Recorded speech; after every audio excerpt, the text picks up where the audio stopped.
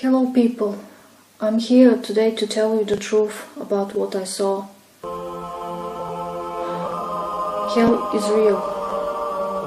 That's the main thing I want to tell you. It's a real place. I don't think it's that far, and it's absolutely real. And I'm absolutely terrified to end up there. It's very difficult for me to make this video because it just brings really bad memories from that place. It all started about 2 months ago. I had a very sharp pain in my heart and I couldn't breathe or move. I don't know whether that's related to it somehow, but the same night I went to sleep and I woke up in hell. I was above all the mountains, the loads of mountains. It's like it's all mountains, and I saw no beginning, no end of the place. And I wasn't scared at first. I was just looking at it, and I was so surprised. And I was thinking, wow, it really exists. The place is real. And I always had some doubts about it. You know, we all Christians will say hell exists, heaven exists.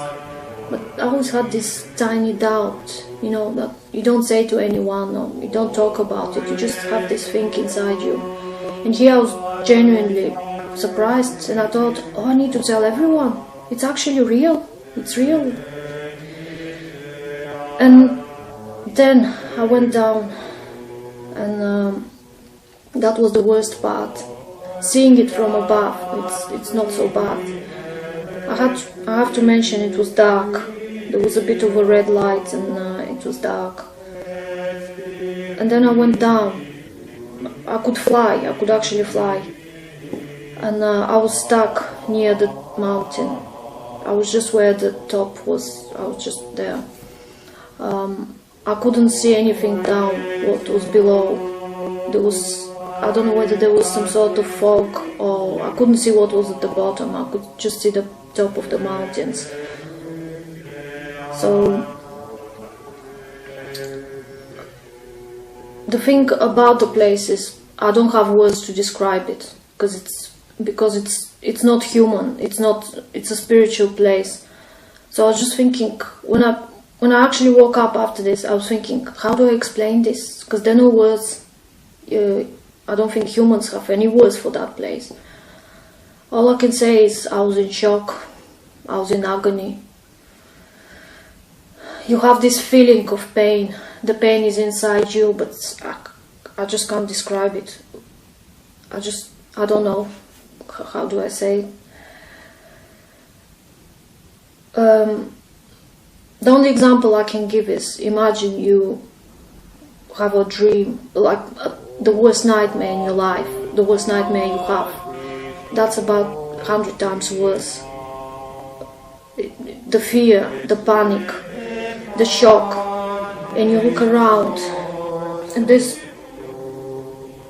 you know you're not the only one there, but this shock was, you know, you're scared, you know you're in hell. There's no need someone to tell you you're in hell. You know it's a hell.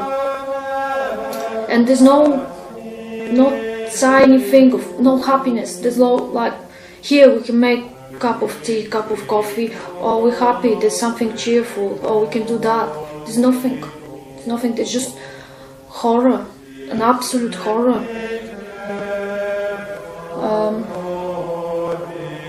I was in this, probably I was a few minutes in this condition where I had this inside pain and panic. And then my relative came. That was I don't know who it was, to be honest, because my memory was wiped. I don't know who it was. And he was in shock, just like me. He just got there and he started looking around in this darkness, but you could still see everything. And he realized, he knew straight away where he was. And I just said to him, just don't curse God, don't curse him, I'll pray for you. But I don't think he even heard me, or he was just in total shock. And I think I had this idea of hell. I heard people's stories about it, but I didn't think it was that bad. In the name of the Father, and of the Son, and of the Holy Spirit. Lord, I don't think I could stay any longer there, because my heart was going to explode. Lord, have mercy on us. You just can't take anymore. It's just that bad. And the fear is so great. And I sort of expected someone, but I'm not sure who it was, or what I supposed to see there. And then I woke up. It was exactly 12 o'clock.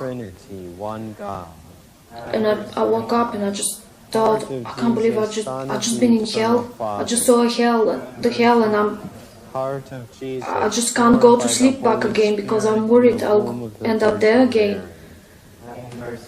So I just kept crying, maybe till 6 o'clock in the morning. I just kept crying and praying to God, please don't send me there. And I was thinking about it after that, and I'm sure it was just a small part what I saw. It's just a small part of a very big place. And I saw loads of other things. There were so many memories of. I don't know whether they were the demons I saw, but all my memory was wiped. I just woke up, and the second I woke up, I couldn't remember anything of that. I could remember this atmosphere of like, you know, you just can't do anything. There's no hope, there's no love, there's no one. You're just alone in this horrible place.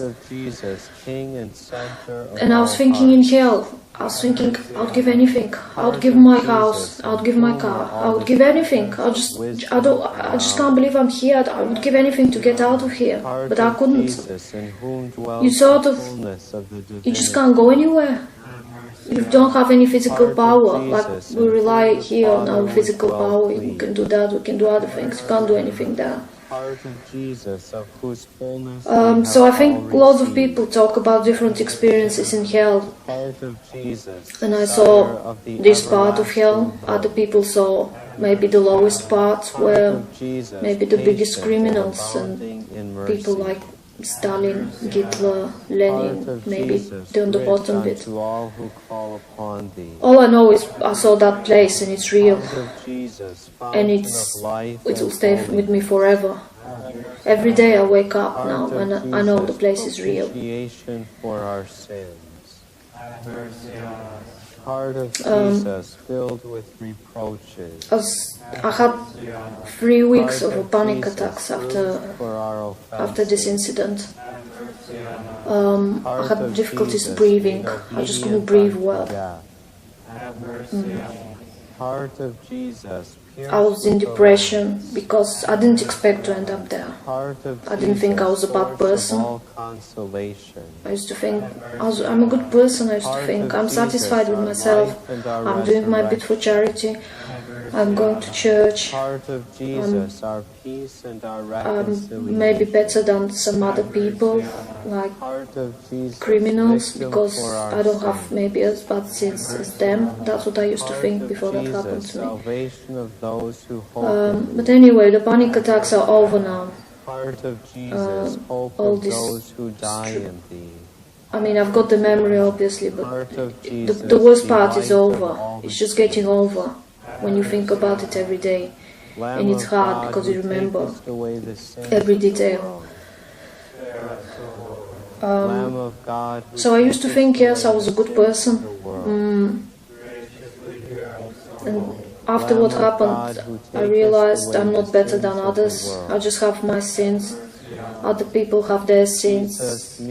Our weak places, really. It's just everyone's got a weak place. But let us pray. Almighty and eternal all I can tell you is just the heart of thy well-beloved. We shouldn't think that we're very good or we're doing enough. We should never think we're good enough or we're doing that much. We should never be that satisfied with ourselves, that happy with ourselves. In the name of the same Jesus Christ, And thy Son, who lives in I just want you to know the place is real. It's real, and it's not someone's fantasy. It's not written in the Bible so to scare people so they don't do bad things. I'll do anything now. I'll just do anything, just not to end up there. I'll do my bit of fasting. I wouldn't be as attached to money, maybe as I used to be. And nothing in this life is important. No money, no properties, nothing is important. It's just the most important thing is not to end up there. And I can tell you, it's just not worth it. No money are worth it. Nothing is worth it just to end up there. Or you might have a good lifestyle here, and it's just not worth it to end up there. This is just the worst place you could imagine. It's so many times worse than you could think of. And the problem is I can't even describe it because it's all spiritual. But I hope you got some idea of this place. God bless you, and I hope you learn from my experience and you change your lifestyle, whoever is doing something wrong. Thank you for watching my video.